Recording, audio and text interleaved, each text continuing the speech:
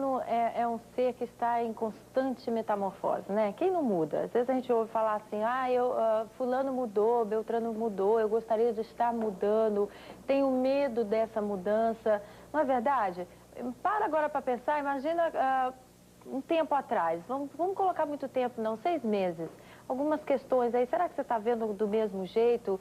Enfim, é muito amplo, né, a visão nossa, o comportamento, as atitudes. E é por isso que eu estou recebendo aqui psicoterapeuta Leonardo Fraiman. Boa noite, querido. Tudo bem? Uma elegância. Boa noite, Brasil. Leonardo, eu já começo perguntando, o medo de mudar é uma reação de autodefesa do ser humano? Exatamente isso. Porque o cérebro funciona por autopoiese, é um nome complicado para dizer autopoiese. Poiese. Então assim, quando seu marido agora reclama, pô, você não muda, você fala, não, é culpa da minha autopoiese cerebral.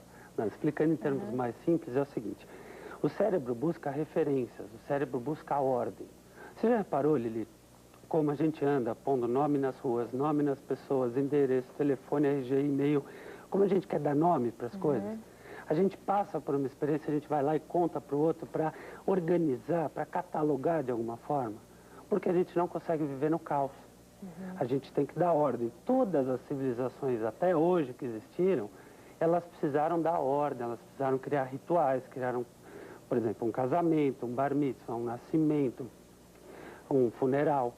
A gente organiza a nossa vida em cima de rituais, tá? Isso é necessário para dar para o cérebro a sensação de conhecido, de segurança, de que a gente vai sobreviver. Então, muitas vezes, diante de uma mudança, ainda que racionalmente, uma parte do cérebro fala, não, vai ser melhor para mim, uma outra parte do cérebro vê aquela mudança como uma ameaça. Então, por isso que às vezes a gente vê, por exemplo, uma pessoa que está casada e não quer continuar casada, está no emprego e não quer continuar no emprego, uma pessoa que tem que fazer uma cirurgia, mas reluta em fazer a cirurgia. Por quê? Grandes insatisfações e sem a coragem da mudança. Isso. Por quê? Aí entra um outro ponto importante. Você que está ouvindo a gente, você pode até anotar, porque isso é uma chave fundamental para você. Uma mudança reside basicamente em 3 pilares. Querer, saber e poder. Querer é o seu desejo, é aquela mudança que você fala, eu quero, eu desejo. E aí já existe um ponto importante. É importante a pessoa determinar, Lili, o que ela quer, não o que ela não quer. Não é assim, não quero brigar com você, eu quero me dar bem com você. Não é eu não quero errar, eu quero acertar.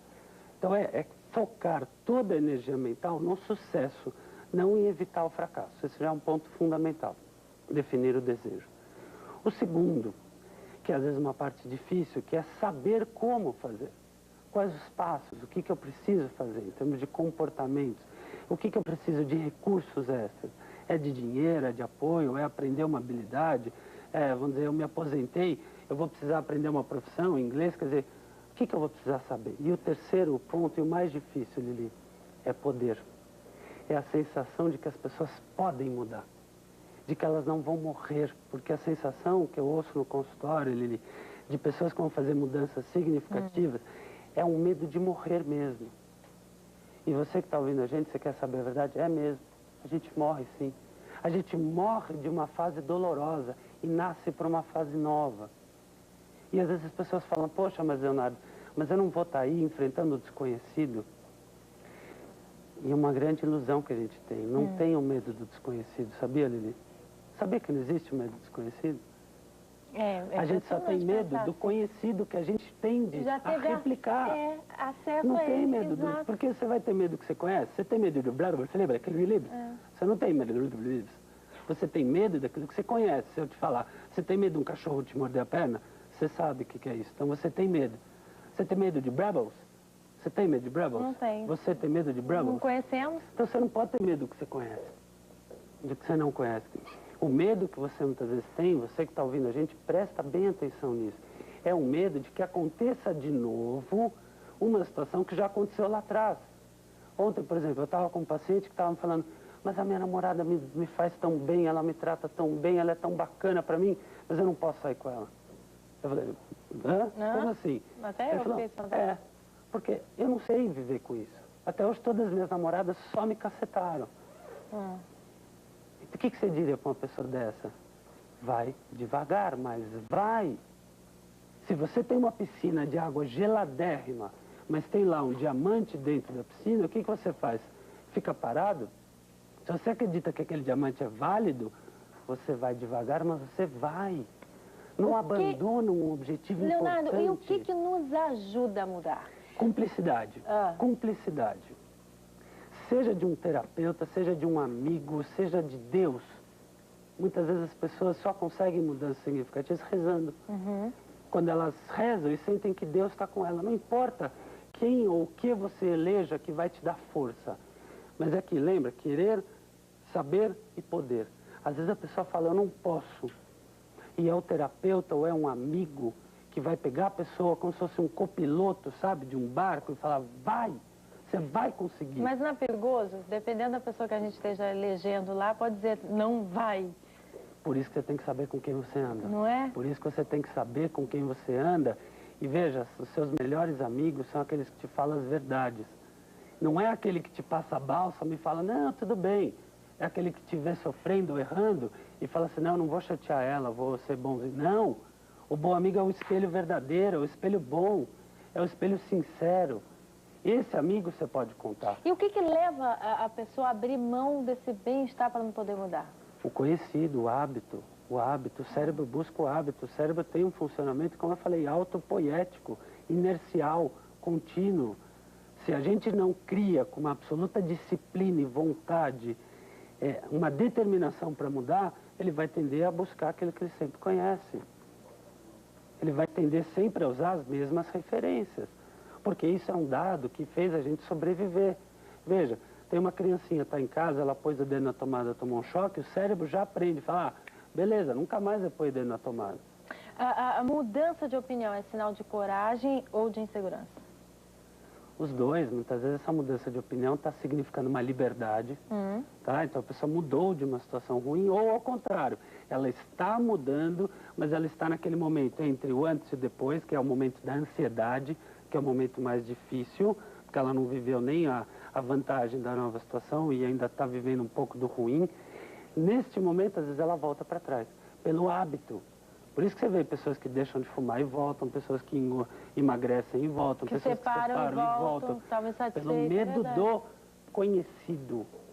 É medo do conhecido que vai se replicar. Então, veja, se você está ouvindo a gente, tem medo de algo que você julgava desconhecido, primeiro, é claro que não é desconhecido. Seu medo é de que algo volte a se repetir que já aconteceu lá atrás. Então, sabe o que você faz? Liga para alguém, liga para um amigo, para um terapeuta, para alguém que você confia, bate um papo, pensa e pesa o que você não tinha lá atrás, que hoje talvez você tenha. Talvez um nível de consciência maior, talvez um nível de autorrespeito maior, talvez uma vontade melhor de acertar, recursos que antes você não tinha. E se não teve, Lili, seja humilde, vá buscar, mas não paralise a sua vida pelo medo. Cada vez mais a gente está falando de uma maneira muito ampla aqui, porque a mudança ocorre em todos os momentos da nossa vida e todos os aspectos. Mas surge uma curiosidade, cada vez mais a gente encontra pessoas com resistência ao compromisso do casamento. Na sua opinião, o casamento dá esse medo, o compromisso traz esse medo tão grande que as pessoas, ao ponto das pessoas não assumirem? Dá, porque o casamento é uma morte da vida do solteiro, do descompromisso, da individualidade. É a morte de uma fase ao nascimento para outra. E as pessoas têm medo, de novo, que se replique no próprio casamento, às vezes insatisfações do casamento dos seus pais, conscientes ou inconscientes. Muitas vezes a gente vê paciente em consultório que tem medo de casar, por quê? Porque o casamento dele, dos pais dele, não foi bem sucedido. Então ele tem medo que replique. Então, peraí, seus pais são seus pais. As pessoas têm que aprender isso. Sabe o que parece, Leonardo? Lá, que tudo, a questão toda é essa, é de não trazermos o medo do conhecido. É viver no hoje, viva no hoje, não traz o passado para hoje. Você acordou hoje, viva hoje. Que dia é hoje? Como é que chama o plano que fica, que você falou no início da entrevista? Não viva na autopoiese, viva no presente. Autopoiese. Exatamente. Obrigada, Leonardo, por você ter vindo e volte sempre. Prazer. Um beijo. E aqui comigo, a Nani